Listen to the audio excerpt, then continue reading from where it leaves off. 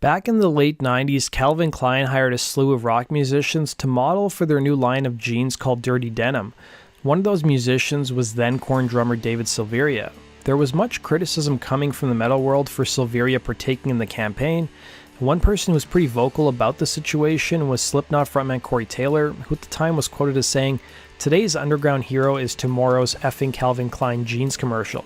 That's hard to take when you're a kid. I was lucky. I gotta wait till I was 23 for Metallica to cheese out." Well, in true Corey Taylor fashion, it was my fault. The funny thing is that it honestly didn't even start with Biscuit. It started with me talking shit about Korn. Not so much Korn, but Dave Silveria's wonderful underwear commercials.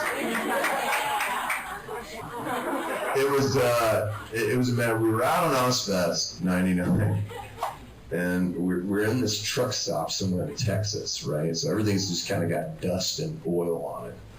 And I'm walking around. I'm looking for something to read on the bus and whatever. And I come to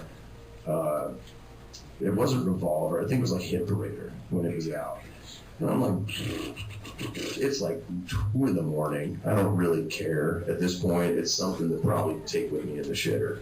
And I flip it over, and who do I see on the back cover? Just in underwear. This is the drummer for Korn. And the whole band is in there by that point. And I just go,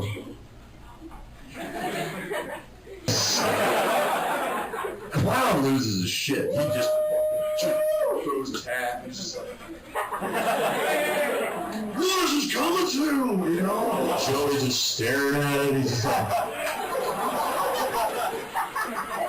so I bought every copy they had. And I proceeded to buy every copy I could find in every progressive truck stop we've stopped into. And I started burning it on stage in effigy. I was just like, yeah, here's your medal. There you go. We've all become Calvin Klein models. Well, years later, in 2015, a fan would reach out to Silveria on social media asking him about the comment, to which the drummer responded, "We met at a festival after that, and they asked to open for us on our next tour, and I told him face to face that if he ever talked shit about me again, I would beat his ass." He just put his head down and said, "All right." Taylor would respond to these comments by saying, "Yeah, that never happened, nice try though." Silveria, for his part, would stay in Korn until 2006, after the touring for their previous year's album See You on the Other Side was completed. Speaking of that album, the band would take part in a pretty interesting promotion to support the record, playing the first concert by a multi-platinum band at 35,000 feet in the air. I remember 2005. It was my second year of university. My first year was a complete disaster, as I had been threatened with expulsion if I didn't shape up, and 2005 to 2006 was my do-or-die year. Something I remember vividly from my second year of university was Korn's 7th studio album, See You on the Other Side. The album proved that nu metal was far from dead, at least for Korn. The record would peak at number 3 on the album charts and produced a pair of hits in Twisted Transistor and Coming Undone. Bands sometimes go to some pretty extreme lengths to promote their albums, and Korn was no different. They would become the first multi-platinum rock band to perform a concert at nearly 40,000 feet during a transatlantic flight. In addition to releasing a new album in 2005, Korn would appear on some high-profile TV shows including Saturday Night Live and Jimmy Kimmel Live. It's hard to believe that despite being together for a decade, the band hadn't played these shows before, but frontman Jonathan Davis would give his reasoning telling MTV News at the time, "We had a thing against doing TV for a long time because the way it sounded and the way bands came across on it. But there have been leaps and bounds of technology, so we're going to give it a try," he'd say. After the band's appearance on Saturday Night Live in November of 2005, the plan was for Korn to fly across the pond to England for a club show at London's Forum, before heading back to New York City to play the Hammerstein Ballroom. The band would team up with MTV Europe to run a contest where 40 European fans across the continent would be joining them for a trek back to America and witness an intimate concert at 37,000 feet in the air. This was an idea that the band had been kicking around for quite a while, with Davis telling MTV, "We've talked about doing something like this for a while. We've talked about getting on a plane and playing 8 different countries in 24 hours, but it just seemed cool to get some fans and fly them and do a special show," he'd say.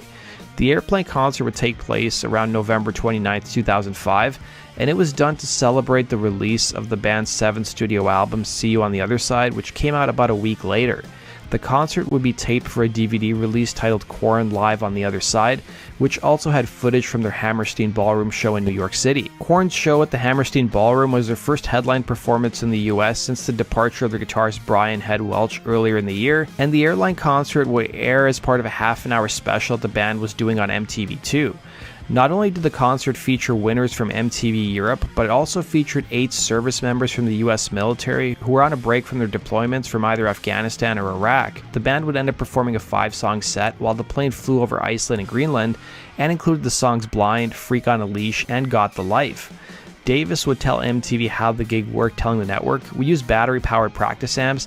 David played this little drum set for a kid. We could only set up in the bulkhead, so I had to hide behind some seats and I sang through the PA on the airplane," he'd say. That does it for today's video, guys. Thanks for watching. Be sure to like button and subscribe, and we'll see you again in Rock and Roll True Stories. Take care.